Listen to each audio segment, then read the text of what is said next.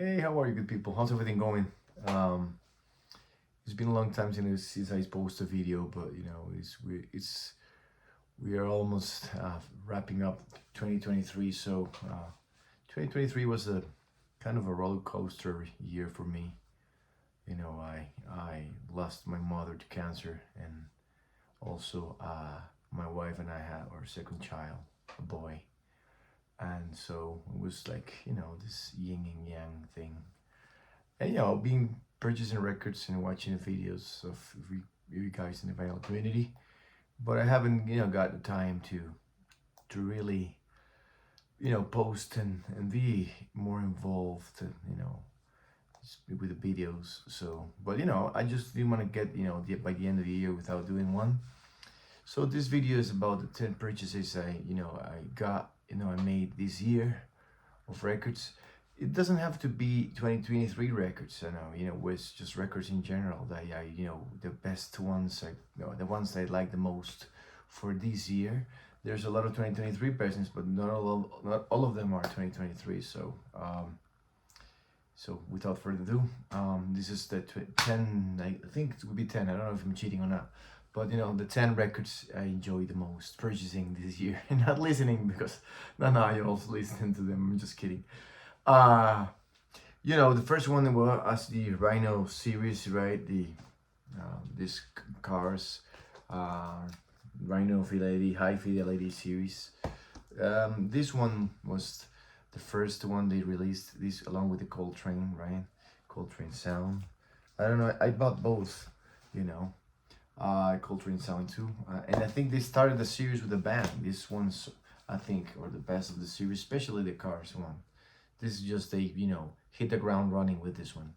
Such an amazing record, sounding just way better than any other version I already had about that Cars.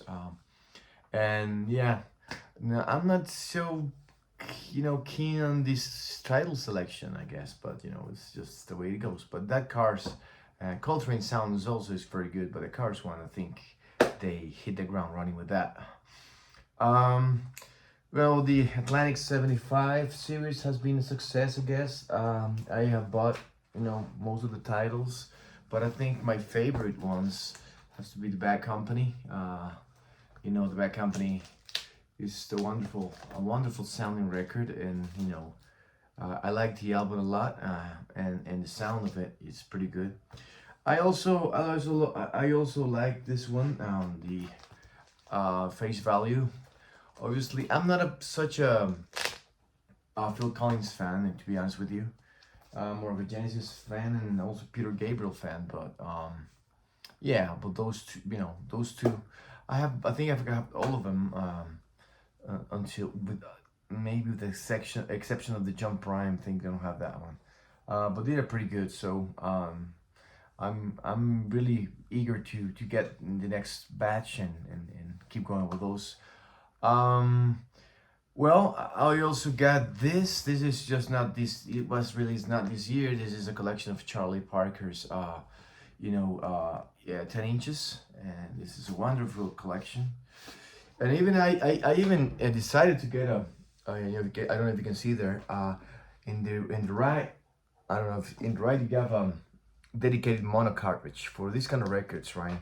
I got an Ortofon Mono SE cartridge, so I can get a true mono, and I think it does make a difference, definitely.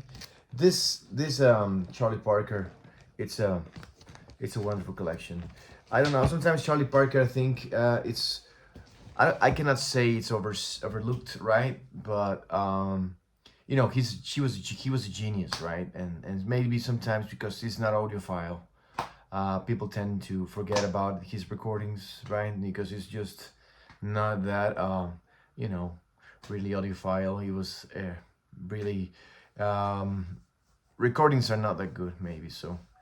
But this is, the true genius of the tenor saxophone. I think is a wonderful music, and this collection of 10 inches is such a lovely piece of, if of music that it's lovely. I also got into the Deutsche Grammophon original source series. I got a lot of them. This is the Stravinsky one of my favorites in the series, and well, I think Sid Meier had did a great heck of a job with this. Uh, they're cut hot, really hot, right? And pretty good sounding, all of them. I think, yeah, I think most of them, which though I haven't heard all of them, I guess, because I haven't bought all of them. But the ones that I've heard are wonderful sounding. That's one of the best in my opinion. I don't know how many records I already shown, but I was waiting for this for a long time. This is just the Smashing Pumpkins album. Sorry, Melancholy and Definitive Sadness. The story with this is just it was like released in vinyl, but with over 3 records, and now this is a 4-record piece. So this is better sounding than the original. The original maybe is too compressed to fit the format. It was with the 90s. The 90s was not vinyl was not king there, and so there was not that caretaking. It was not a lot of care to do this just for the collectors. So this sounds pretty awesome, and it's a great album. So I'm really happy with it. I kind of got some box sets. I got this, as I've got the mono cartridge, I got this mono Coltrane Atlantic series. This is just all the, I don't know if it's sold. Maybe I'm just I don't know if it's sold, but it's just the Atlantic years in mono, right? So it comes with Giant Steps, one more Giant Steps, right? Bags and Train, Olé, the Avant-Garde, and Coltrane Plays the Blues. So in mono, it's a different approach, and it's always good to have mono.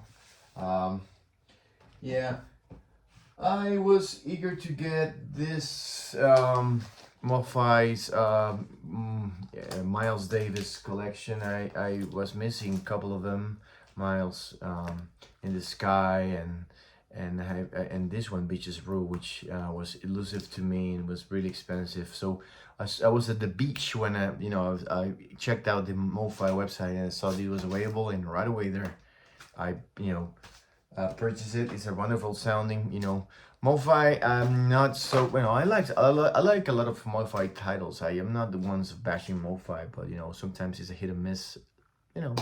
I think with all labels, I guess. But this Mo-Fi's Miles Davis are I think the best sounding in my book, at least.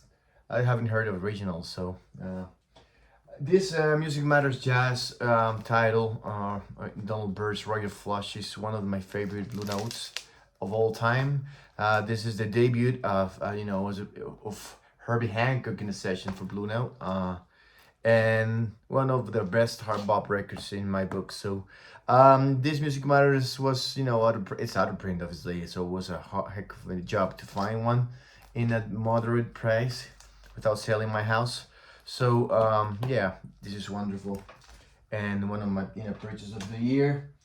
What else? Yeah, more mono. Yeah, mono is king this year for me. I got the Kinks in mono. This was box set, was released long time ago. Not that long, like I don't know, 6-7 years ago, I guess, when the mono Beatles in mono and Stones in mono and everything was in mono released. This was released back then, and obviously it's out of print, but I got a good deal with this, and it's just wonderful sounding.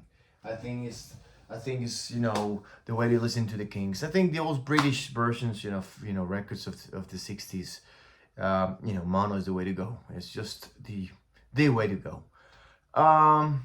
What else? Well, I got the UHQRs, right? Not all of them, but I got the Coltrane, which is one of the greatest, I guess. I loved it. I already, I was like, people was bashing, like, well, why, if you have the acoustic sound series, why would you have to buy it again? It's a scam, and well, blah blah blah. Well, you don't have to buy it, first of all. Second of all, if you are, eager to get the best sounding, that's why you try to improve your system, and you try to get the best sounding versions of everything. If you want it, if you don't care, which is you buy the regular one, You know, it's like all these audiophile people is saying, no, why is this, you know, why I have to buy this if this one's good enough sounding? But, you know, people, but the sense of being an audiophile is like getting the best sounding versions of everything, right? At least try. I'm not an audiophile, but I am aspiring audiophile, which is different, right? I wanna be. Yeah, got the age, obviously. Pretty good, one of the best, I guess. It was even heard that said, you know, it's the best sounding record ever. I won't go there, but you know, I think the Can't Buy a Thrill, I didn't know if it was this year or last year, but the Can't Buy a Thrill is my favorite one. You know, I think it's my favorite Steely Dan record, and I do enjoy that a lot.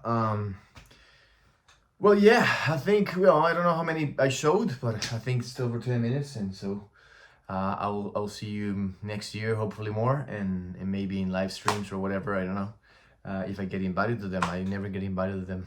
I'm just kidding. Take care and happy new year and peace, man.